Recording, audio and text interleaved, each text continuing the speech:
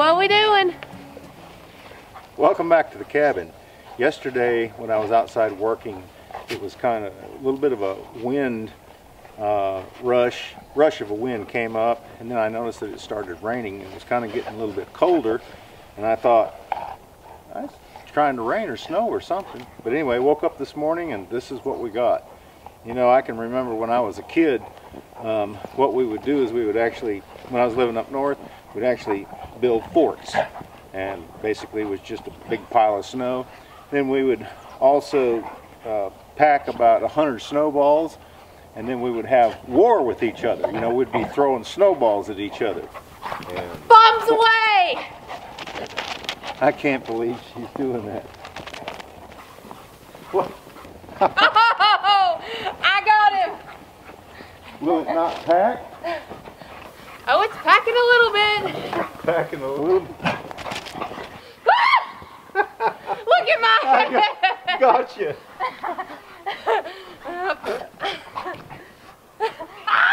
I can't make a snowball.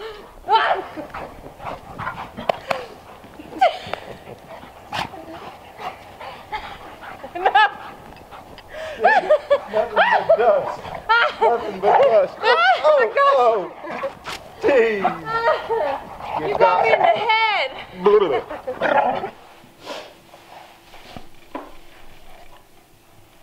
Well, y'all, if you're going to be a bear, you might as well be a grizzly.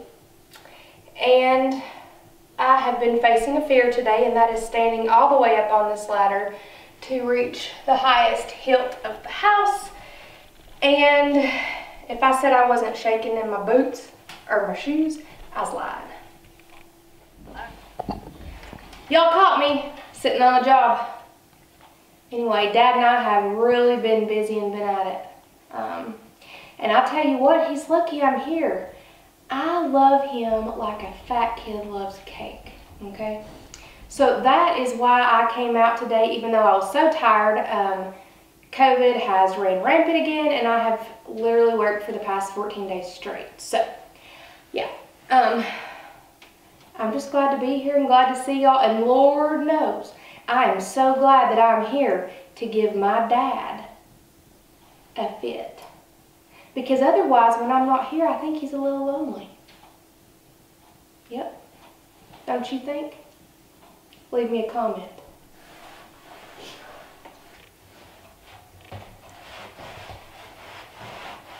And by the way, y'all, Dad doesn't know that I've even been videotaping myself. He's outside playing with the dog, so won't this be cute when he catches me?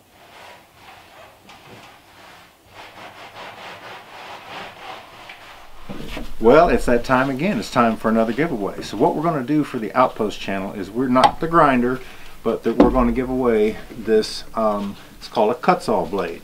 My son got this for me. You've probably seen me using it, shaping a lot of material out here because I do everything with wood. And I'll tell you what, this is a very valuable tool to have for your grinder. So we're going to give away this for the month of February for the Outpost channel. And for the review channel, we're going to give away this carry-all.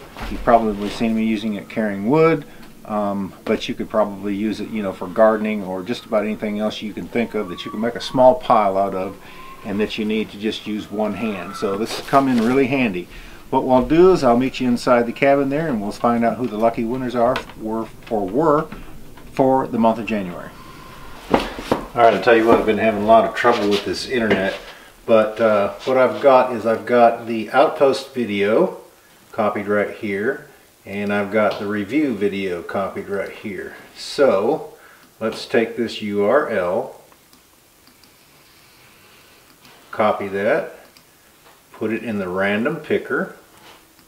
This is for the Outpost winner for the month of January. Go down here, get all the comments.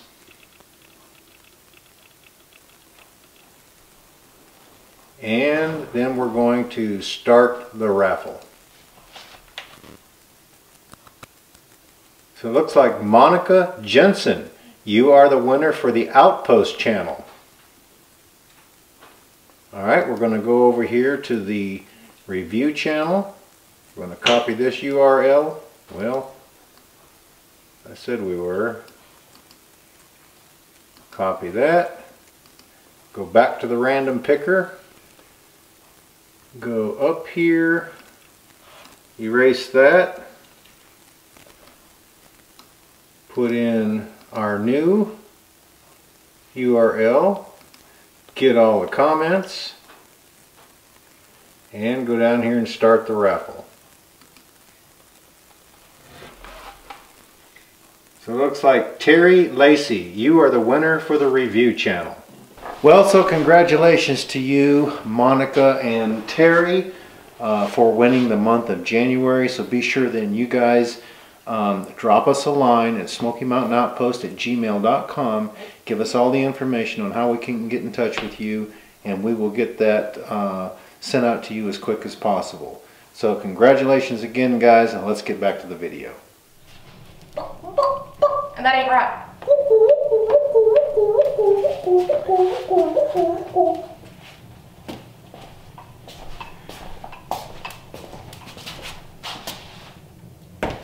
Okay, so what kind of car does an egg drive? A Volkswagen. Dad's over here getting a drink so he can't laugh about choking him. You're so silly. Nope. Nope. See? I wasn't actually going to do it that time. Okay. You messed me up. One more. What do you call birds that stick together? Velcros. Velcros. Over here. You silly thing. So listen, y'all. How many of you all know what this is?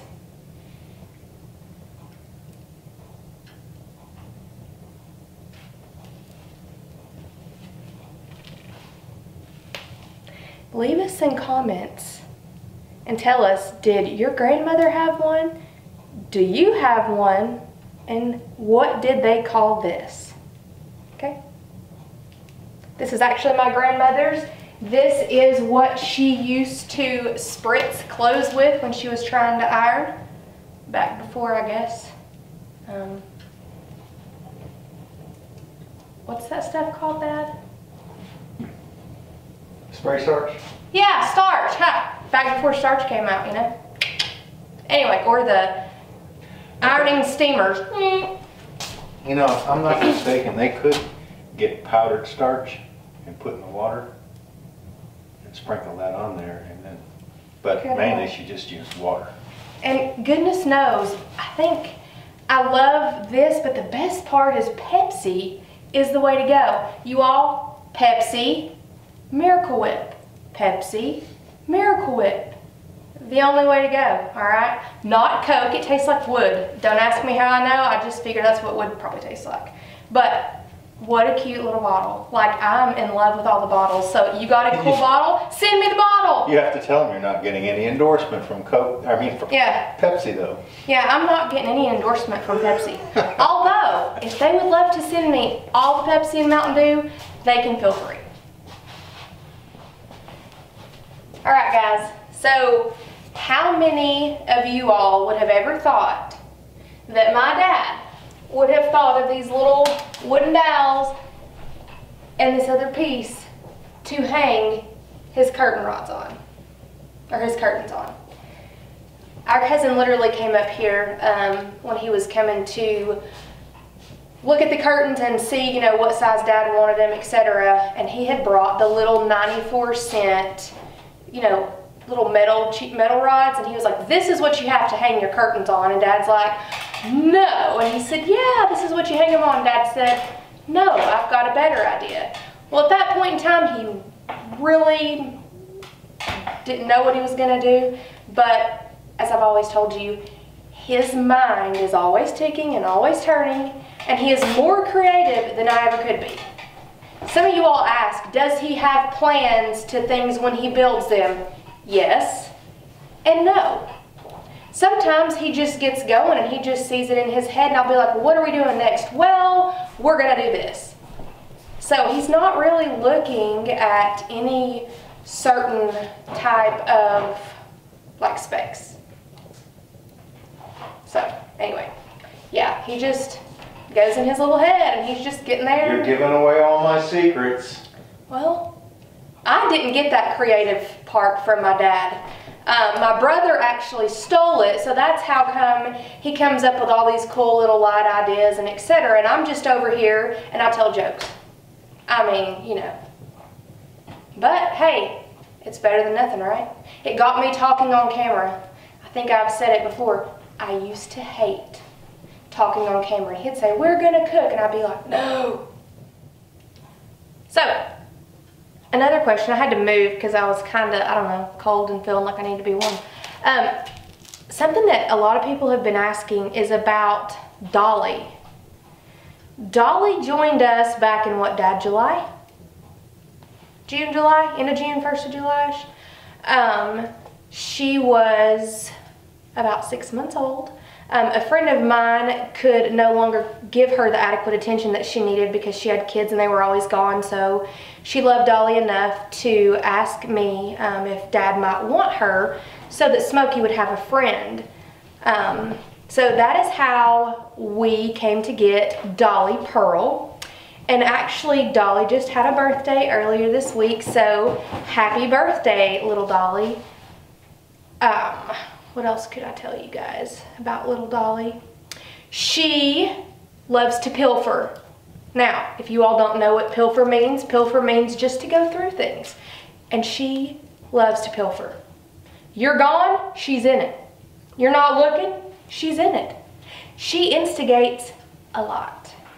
But she is the best pal that Smokey could ever have. So we're glad that she's with us, and of course, Smokey as well. So a very important thing to note. February 19th at 7 p.m. Eastern Time, we will be going live. We are sorry that we haven't been live in a couple months, but we hope to start doing that again. As of February 19th, again, 7 p.m. Eastern Time, be there or be square. And you don't want to be square because that's just not cool. Yeah, you just want to be round like a donut, you know? What does a horse say when he can't get up? Oh, never mind, that's, I just told the answer. What does a horse what? Say when he falls. He can't giddy up. Yeah, he can't giddy up. There you go. See, I told the stupid answer. Also, my brothers should be in soon to be here with Dad and hopefully be aggravated and chased by a spider by me. You won't find any, it's winter.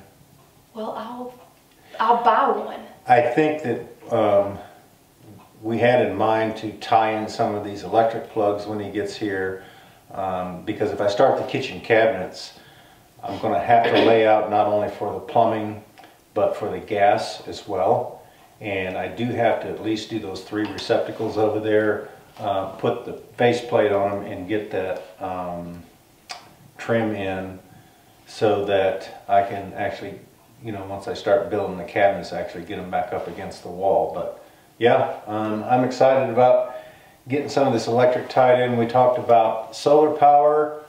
Jennifer even mentioned it the other day. So what was the deal about, you said, I think your best bet is to go ahead and spend that money on solar? Well, here in this town right now, we only have one power provider, okay? One. So we can't power shop, all right, for electricity. This company is so outrageously priced. There have been friends on my Facebook that have been having $500 electric bills, and they didn't even run their electric in the last week and a half of December. So they are so confused as to what's going on, and I told Dad, maybe you should go ahead and put all that money into solar so that you're not paying out the wazoo to have it brought up and then paying monthly. Anyway, I told her that generally in the wintertime, the prices go up, and the only thing that I can think is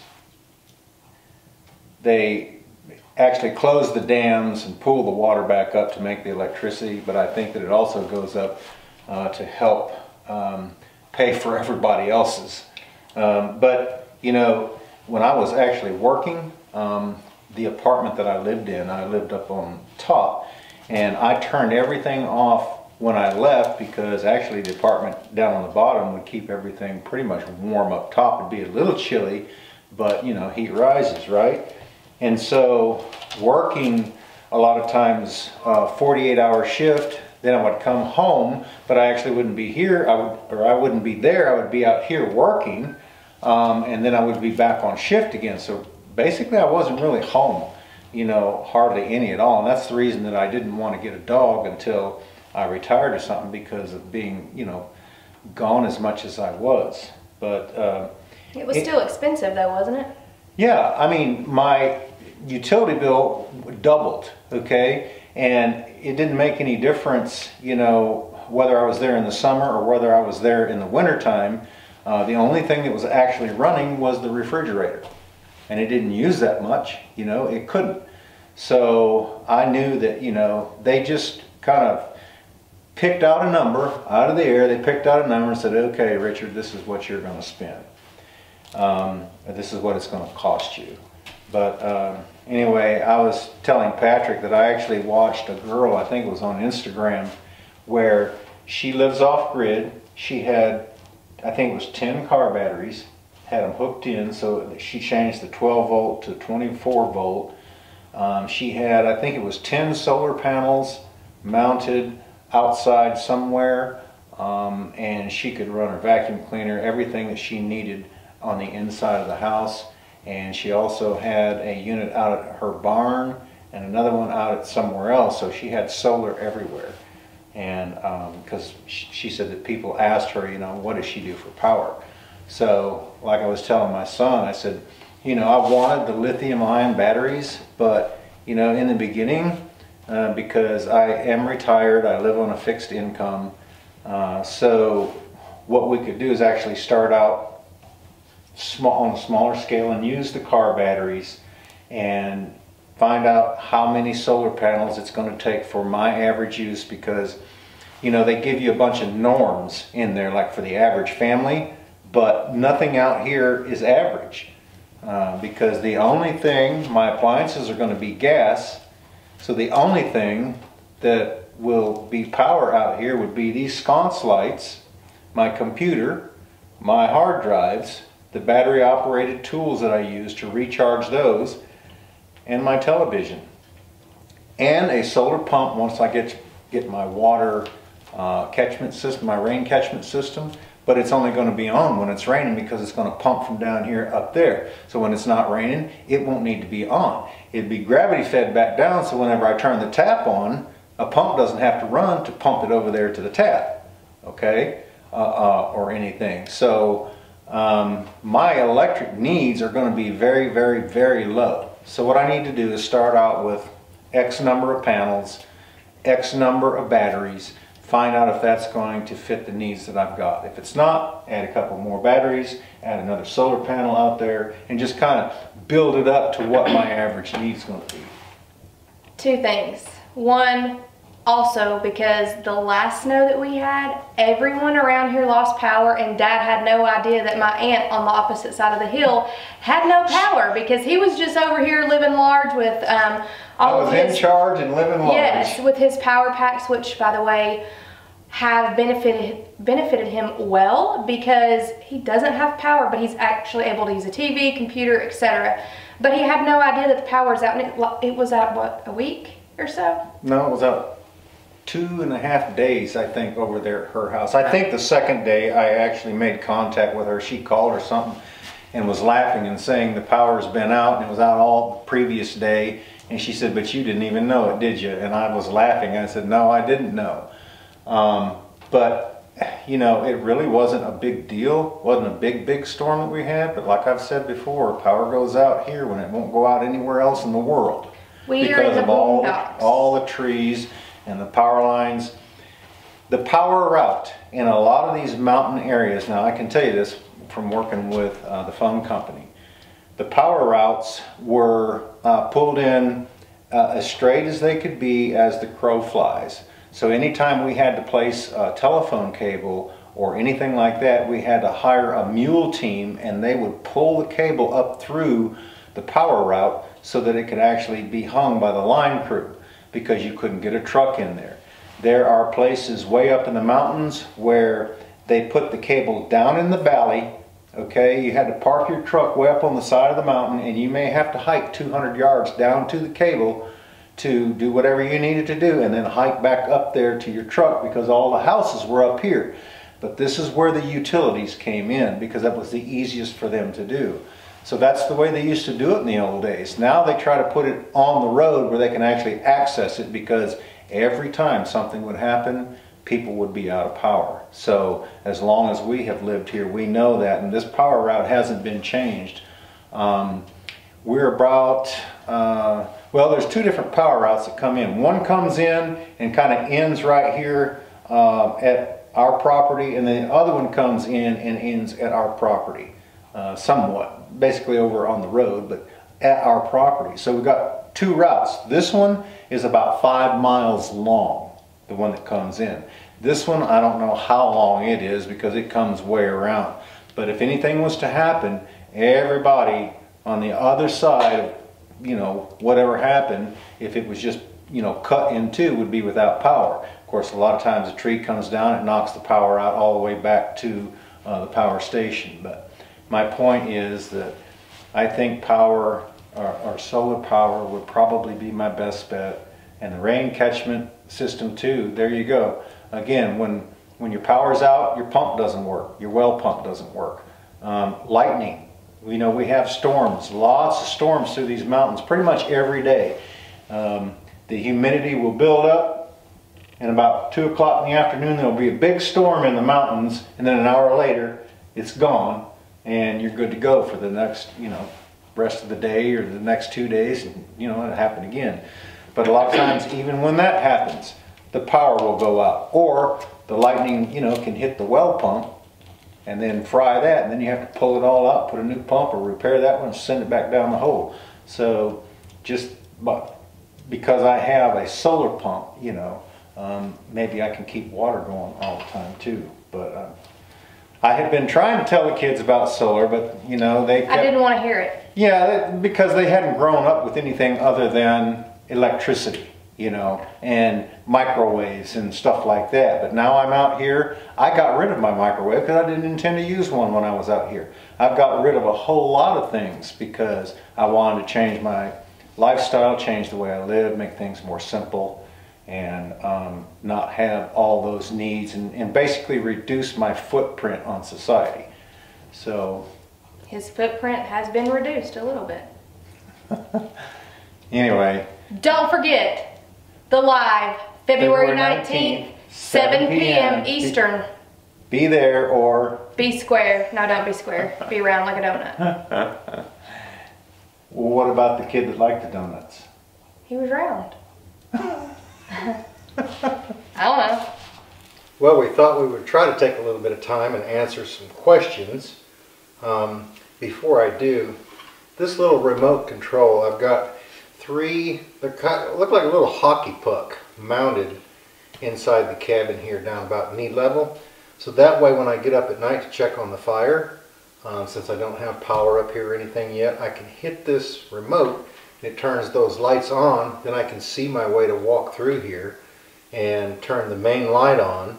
Then I'll turn this off, do whatever I need to do with the fire, you know, play with the dogs a little bit, pet them before I go back to bed. Then I go turn this back on, hit that light, walk back in there, get over to the bed, and then kill them. So this is really handy to have, especially when you don't have any power. But let's see here. Some of the comments was, I've seen on other channels people using fans on their stoves. And my understanding is these are self-propelled from the heat generated by the stove. Sorry, don't remember the names of them, but I've watched them work. Amazing things. Yeah, I've actually got one on the stove right here. They're electrothermal, and there's fins on the back of the fan that are separated by a small airspace. And what happens, to my understanding, is as the heat is generated, it's on a copper base, and as that absorbs the heat, the electrons begin to flow between those ribs on the fan and causing the electron movement, which causes that little motor on the inside to start turning, which in turn turns the blades on the fan. But I'll tell you what, it's actually really worth it. It wasn't that expensive, and that thing, I mean, depending on how hot the fire is, determines how fast that fan will run. And it will blow a lot of the radiant heat that's coming up off of the stove. It will blow it across the room. When I have the doors open and heat's coming out and rising, it will blow it out this way. I actually thought about getting one more. That way I could set one on each side of the stove and kind of point them in at an angle, you know, and distribute more heat. So yeah, I think they're well worth it, because once you buy them, because you only pretty much use them in the wintertime, they're paid for. That's it. It doesn't cost you anything to operate. No batteries, no electric, no nothing. Well, you know what's just funny? Heat. I was cleaning that stove off earlier and I actually picked it up and it quit running. Well, the doors to the stove were open, and I actually, while I was cleaning it, just happened to be kind of where the doors were open and the heat was rising, and all of a sudden, fan starts going. Anyway, but yeah, I've got one. They're great. You're a very amazing person. You definitely have the right attitude about what you do and who you are. Keep up the great work. Love the home, by the way. Looks great. Well, thank you for that nice comment. I don't know about my attitude sometimes, but especially when things aren't, just like the other day, my attitude kind of went south when I pulled on that cord of the generator, and it started up, but it started up with a grind. It's just the whole thing came apart on the inside while it was running and just ground the whole thing up. So now I've got to get a whole new housing to go on the front of that generator. But I'll tell you what, I have used the hound, literally, H-O-U-N-D. I have used the hound out of that generator. From the very first get-go on this cabin all the way up until this point right here, and every other building is when it stopped. And I've used the hound out of that thing. So I've got to get that fixed. Here's another one. Says, how you doing, Richard? Question, notice I haven't seen any smoke alarms. Do you have any smoke detector reviews coming up? I'm not trying to be a stickler, and I was just worrying. There's actually two of them in here. There's one on that side of the house, and there's one on this side of the house right here. So there's smoke and carbon monoxide, or actually CO2 and carbon monoxide. I say CO2. Actually smoke and carbon monoxide, okay? That's his health care coming out in him. Anyway, yeah, I do have them in here, so no worries there. I don't know if you all can hear it, but the clock's ticking and it could just put me to sleep. Here's another one that says, I can't wait to see you milling all those logs for the new building. Mind you, just asking, but wouldn't the hickory be better saved for like axe, shovels, and hammer handles? I even remember Dad making Mom a set of knitting needles from it. I wasn't talking about using any of my hickory for the buildings. I'm actually saving the hickory. I'm not cutting it down. I think that all of the handles that I make, though, I think, correct me if I'm wrong, but I think dogwood is a harder wood than hickory. Just like those mallets that I have used, those wooden mallets, since the very beginning here, I've got one and it is still going. Dogwood is a very, very hard wood. So, and I've got a whole lot of it cut up. I got, you know, a lot of those posts that I carried up there on the top of the hill by the chicken house. I've got enough wood to make handles for a long, long time. Here's one lady says, today was more like a fireside chat, Richard, and proof that you do read our comments. And yes, I was referring to the drawing on the date comment. They said that I could do a giveaway, which would be a date with me. I don't think so. Okay. No, we'll continue to do the giveaways just like we've been doing because they've worked so far. So, you know, don't try to reinvent the wheel there. Let's see. Here's one. Fred says, "Great job with your youngins you raised, Richard. They turned out all right. Your words that were handed down to you worked well." So I talked about the kids and them growing up and how this was on the last video, and how I disciplined them. They had 3 levels of discipline. You know, even when I was in school, I picked up the phone one night and I called both the kids separately, and I asked them, I was actually driving back from school. I had 65 miles one way to drive to school. So every night I drive like 130 miles when I went to school. But I was in psychology class, and the professor was saying that kids didn't need discipline today like they used to do back in the day. That's what's wrong with kids nowadays. You could talk and reason with them. Well, you can't, okay? Just like my dogs. I try to talk to them. They understand a whole lot. But the reasoning that they understand is when I get one of my little switches out or something, when they're not obeying, and dogs sometimes are just like kids, when they get hard-headed and they don't listen. But anyway, yeah, the kids, you know, like I said, I tried to do right. I took them to church. I tried to work hard and give them, you know, a good living and take them places and do things with them and stuff like that. And, you know, I just did the best that I could, and I hoped that later on when they were adults that they would gravitate back towards that. And that's when I said that I think foundation is very important because, you know, it just stands to reason that when kids become teenagers, they're going to try to, you know, once they get close to getting out on their own, they're going to, you know, go out, and if you basically held them back from doing any particular thing, they may, some of their sphere of influence may kind of talk them into going in that direction, you know, or taking this detour or something. And, you know, I mean, I was a kid once and I did, but that foundation that I had, I didn't go too far away from it, but it brought me back. And I'm basically living the foundation that my grandfather started when he first moved here. He wanted to get back to his roots, and that's kind of like me. I spent my whole life out in other states, you know, traveling the country, teaching martial arts, going to Olympic Games and stuff like that, and, you know, met a lot of famous people, actors, and, you know, seen a lot of things that I wouldn't probably normally see if I hadn't have done that. But then, you know, as I got older, my mind, you know, came back to this, and I thought, I even want to break it down more simple and live more simple than that. But I'll tell you what, there's probably not a better time in this day and time and in this world to be setting up what I'm setting up, because it's gone bananas. The world is basically losing its mind.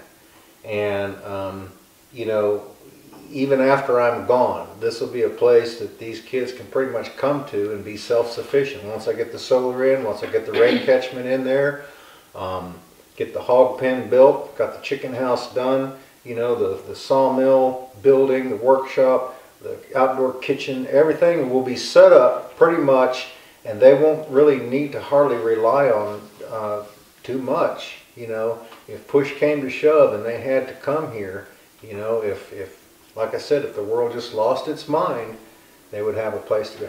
Actually have some family members.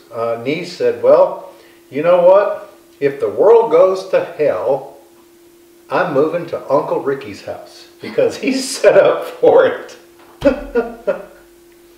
But did you ever stop to think that your dad would actually do something like this? You lived through me building another home.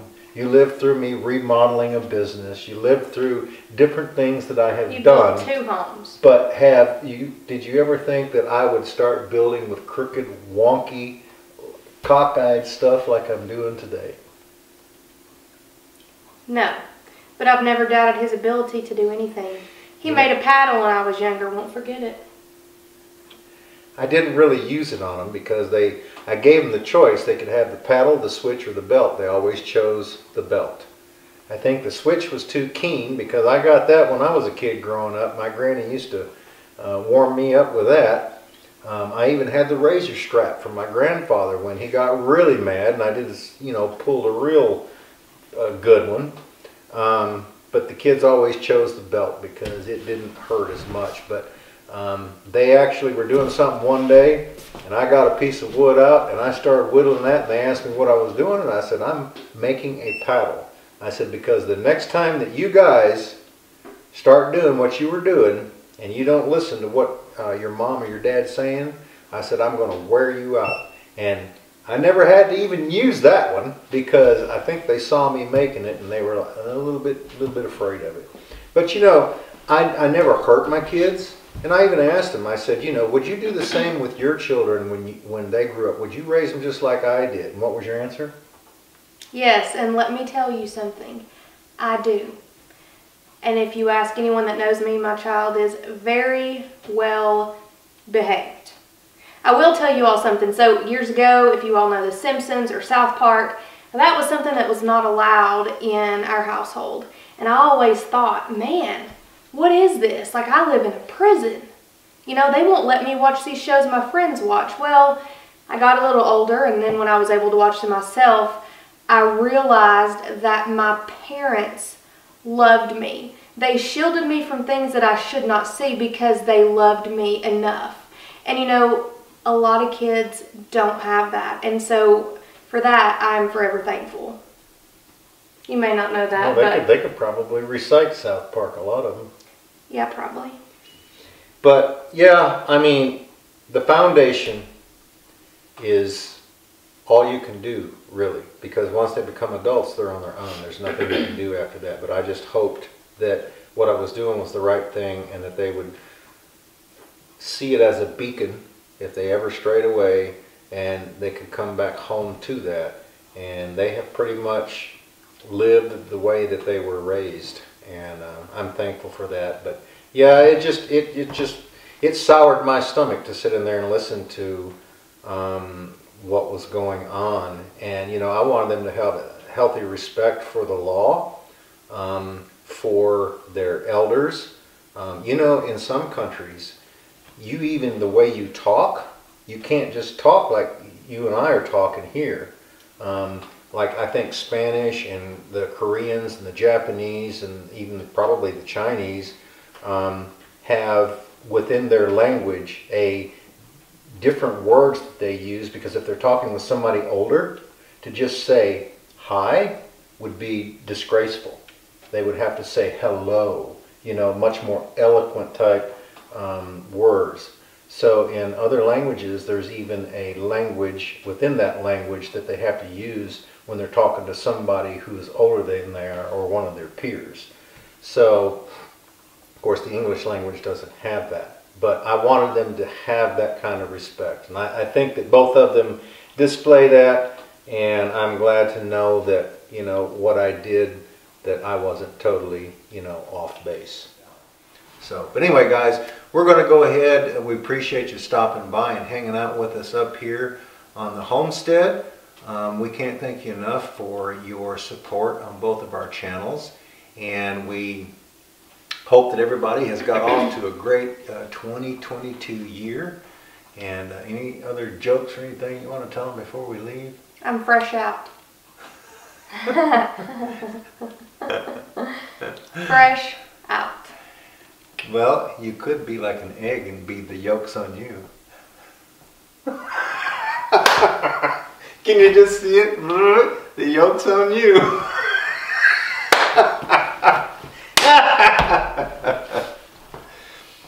That was my Jennifer impression. Pretty good, huh? Yeah. See, I could tell jokes and do your impressions, and they would never know that you weren't here. Except I'd have to get a bun to go on top of my head. Yes, you would. Anyway, guys, we hope that each and every one of you have a great day. You all take care, and we look forward to seeing you back up here at the cabin again next time. See ya.